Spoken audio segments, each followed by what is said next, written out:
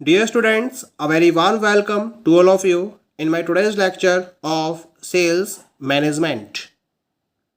In today's lecture, we will discuss upon the topic mail order business. This is the fourth type of the large scale retailers. जैसा कि previous lecture में हमने types of retailers के topic को start किया था, जिसमें मैंने टाइप्स ऑफ रिटेलर्स को दो पार्ट में डिवाइड किया था, इटिनेरेंट रिटेलर्स और fixed shop retailers. Fixed shop retailers को भी मैंने दो पार्ट में डिवाइड किया था, एक तो स्मॉल स्केल रिटेलर्स थे और दूसरे थे लार्ज स्केल रिटेलर्स।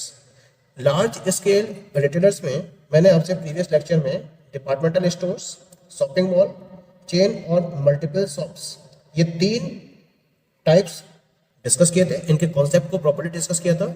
आज हम लार्ज स्केल रिटेलर्स में मेल ऑर्डर बिजनेस के कॉन्सेप्ट को डिस्कस करेंगे। क्या होता है mail order business?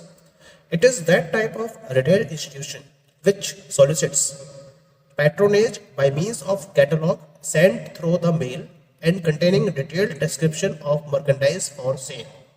The seller approaches the prospects by mail publicity, that is sending circulars, price list, catalog, booklets, pamphlets, samples and so on through the post office.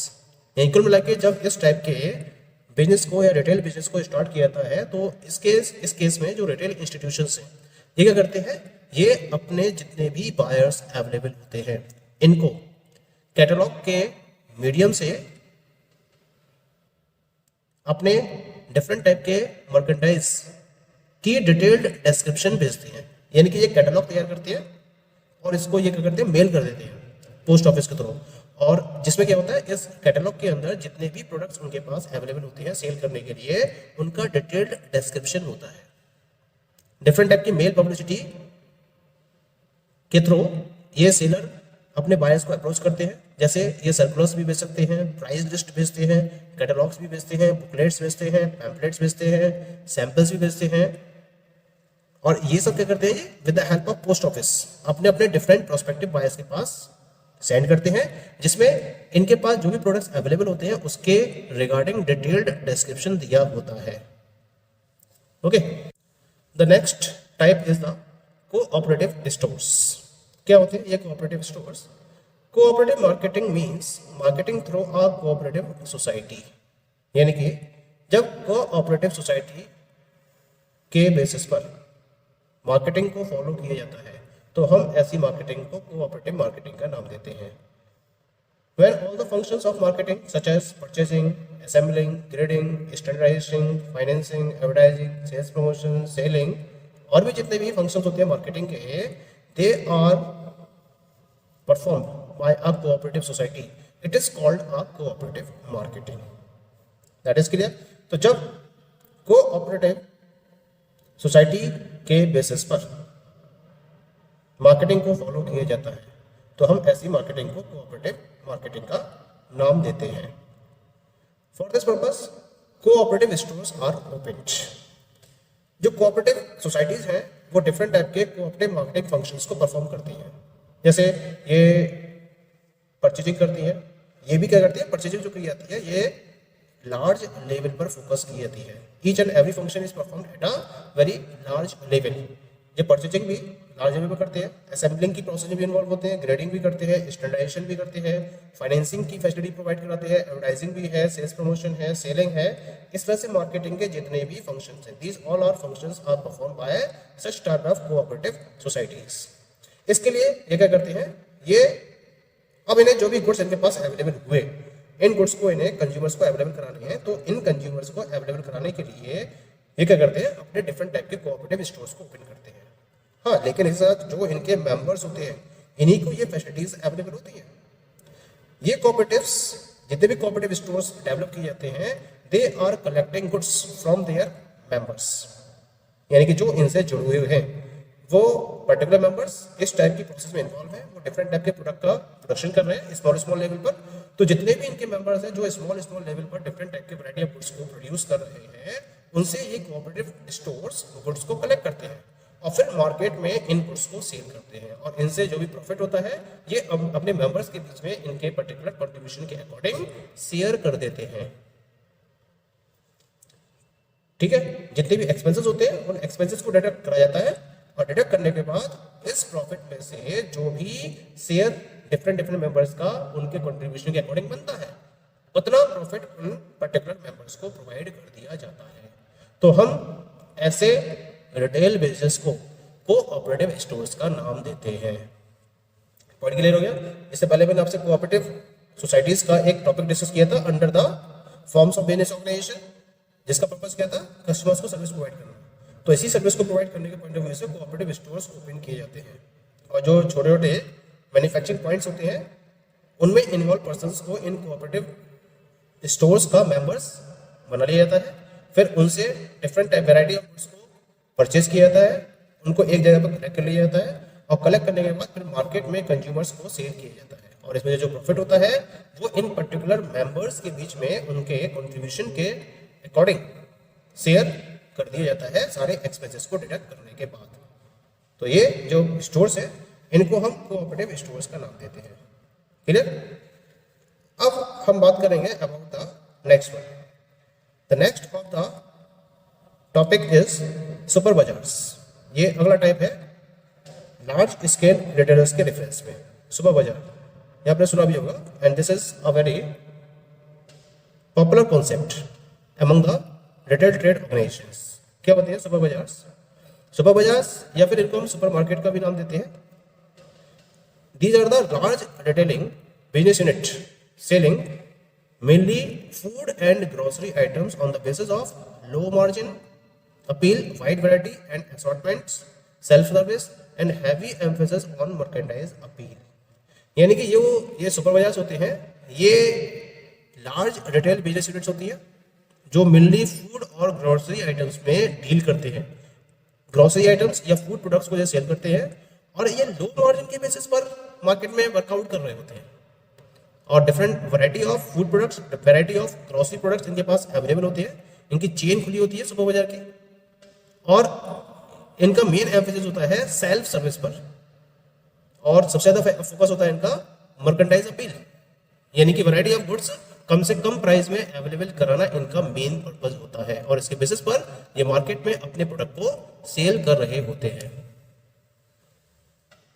इसका मतलब ये हुआ कि जो सुपर बाजार है they are the large departmentalized and self help stores which sell products of relatively low cost on a cash and carry business। यानी कि कैश एंड कैरी बिजनेस के बेसिस पर ये लो कॉस्ट प्रोडक्ट्स को cell करते हैं जिसमें क्या होता है जो गुड्स होते हैं, वैरायटी ऑफ गुड्स इनके पास अवेलेबल होते हैं, उनको डिफरेंट डिफरेंट डिपार्टमेंट्स के बेसिस पर डिवाइड कर दिया जाता है। अब यहाँ सेल्फ हेल्प स्टोर्स है, यानी कि यहाँ पर जो कस्टमर है वो खुद की चॉइस से प्रोडक्ट्स को सेलेक्ट करता है, उसके पास बास्केट अवेलेबल होती है और उस बास्केट्स में क्या करता है वो उन गुड्स को सेलेक्ट करता है और कलेक्ट कर लेता है। अब जब सारे आइटम्स उसके कलेक्ट हो जाते हैं उस बास्केट में, उसके बाद वो बिलिंग काउंटर पर पहुंचता है और उस बिलिंग काउंटर पे वो उन गुड्स का पेमेंट करता है और पेमेंट करने के बाद उन गुड्स को कैरी कर सकता है। तो इस तरीके से ये सुपर बाजार्स मार्केट में वर्कआउट करते हैं। जैसे आपने सुना होगा बिग बाजार, it is having a very large retail chain in all over India. ये पूरे इंडिया में अपनी एक लार्ज रिटेल चेन को डेवलप करे हुए हैं, जहां ये बिग सिटीज के अंदर, डिस्ट्रिक्ट्स के अंदर अपने पर्टिकुलर सुपर बाजार्स को ओपन किए हुए हैं और यहाँ क्या करते हैं कस्टमर्स आते हैं, वो अपने वैरायटी ऑफ गुड्स को परचेज करते हैं सेल्फ हेल्प बेसिस पर और फिर उनका कैश पे पेमेंट करके गुड्स को कैरी कर लेते हैं। तो हम इस कॉन्सेप्ट को सुपर बाजार के कॉन्सेप्ट के नाम से जानते हैं। Clear? And the last one is the E marketing. This is the last type of large scale retailers, जिसे हम बोलते हैं ई मार्केटिंग। ई मार्केटिंग क्या होती है? It is a process of planning and executing the conception, distribution, promotion and pricing of products and services in a computerised network environment such as the internet and the world wide web to facilitate exchanges and satisfy customers' demands. What does that mean? इसका मतलब हुआ कि जब हम computerised network environment जैसे कि internet और world wide web का यूज करते हुए डिफरेंट टाइप के प्रोडक्ट्स एंड सर्विसेज के एक्सचेंज को पॉसिबल करते हैं, यानी कि उनको कस्टमर्स को अवेलेबल कराते हैं, सेल करते हैं और कस्टमर्स की डिमांड को सेटिस्फाई करते हैं, तो हम इस पर्टिकुलर प्रोसेस को ई मार्केटिंग का नाम देते हैं, या इसे हम ई कॉमर्स का भी नाम देते हैं। This is a very modern concept in the present scenario, यानी कि आज की डेट में ये एक बहुत मॉडर्न कॉन्सेप्ट है, जिसके बेसिस पर डिफरेंट टाइप की जो कंपनीज हैं वो अपने प्रोडक्ट के conception, distribution, promotion and pricing के लिए इस टाइप के कंप्यूटराइज्ड नेटवर्क एनवायरनमेंट पर कंप्लीटली डिपेंडेंट है, और इंटरनेट और वर्ल्ड वाइड वेब जैसी सर्विसेज का यूज करते हुए ये डिफरेंट टाइप के प्रोडक्ट्स कस्टमर्स को अवेलेबल कराती है और कस्टमर्स की डिमांड को कंप्लीटली सेटिस्फाई करती है। ई marketing provides customers with more convenience and more competitive prices, and it enables businesses to reduce operational costs। सबसे बड़ी बात क्या है, जब ई मार्केटिंग के बेसिस पर प्रोडक्ट को सेल किया जाता है तो एक तरीके से जितने भी इंटरमीडिएटरीज हैं इनको एलिमिनेट किया जाता है, क्योंकि जितनी भी ई मार्केटिंग वेबसाइट्स मार्केट में अवेलेबल हैं वो डायरेक्टली कस्टमर्स को अपने प्रोडक्ट सेल करती हैं। तो इस तरीके से जो भी इंटरमीडिएटरीज होते हैं वो एलिमिनेट हो जाते हैं, और इसका मतलब जो इंटरमीडिएटरीज का जो कमीशन था वो भी एलिमिनेट हो जाता है, और इस तरीके से प्रोडक्ट्स ई मार्केटिंग के हेल्प से कस्टमर्स को कॉम्पिटिटिव प्राइसेस पर अवेलेबल होते हैं। ये सबसे बड़ी फैसिलिटी होती है, और जब कॉम्पिटिटिव प्राइसेस पर अवेलेबल होते हैं तो इन्हें कम प्राइस पर परचेज करने में कस्टमर्स मैक्सिमम लेवल तक इंटरेस्टेड होते हैं, और इस तरह से जो बिजनेसेस हैं उनकी भी ऑपरेशनल कॉस्ट रिड्यूस हो जाती है, और ये कस्टमर्स तक डायरेक्टली अपने प्रोडक्ट्स की अवेलेबिलिटी को एंश्योर कर सकते हैं with the help of E marketing.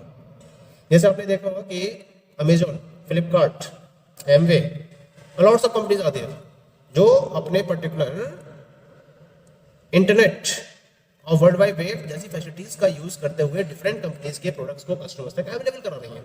तो ये भी एक तरीके से रिटेल ट्रेड बिजनेस को फॉलो कर रही है, और अमेजॉन तो एक बहुत बड़ी वर्ल्ड वाइड चेन ओपन कर रखी है इसने, और वर्ल्ड वाइड बेसिस पर यानी कि ऑल ओवर वर्ल्ड के बेसिस पर ये डिफरेंट कंट्रीज में डिफरेंट कस्टमर्स को डिफरेंट टाइप के प्रोडक्ट्स अवेलेबल कराती है। करना क्या होता है, आपको इन पर्टिकुलर वेबसाइट्स पर जाना होता है, यहाँ प्रोडक्ट कैटेगरी के अकॉर्डिंग प्रोडक्ट्स को फाइंड करना होता है, उनमें से जो प्रोडक्ट आपको परचेस करने होते हैं उन्हें सेलेक्ट करना होता है, फिर उनका पेमेंट करना होता है, और उसके बाद विद इन फ्यू डेज वो प्रोडक्ट्स आपके पास अवेलेबल हो जाते हैं।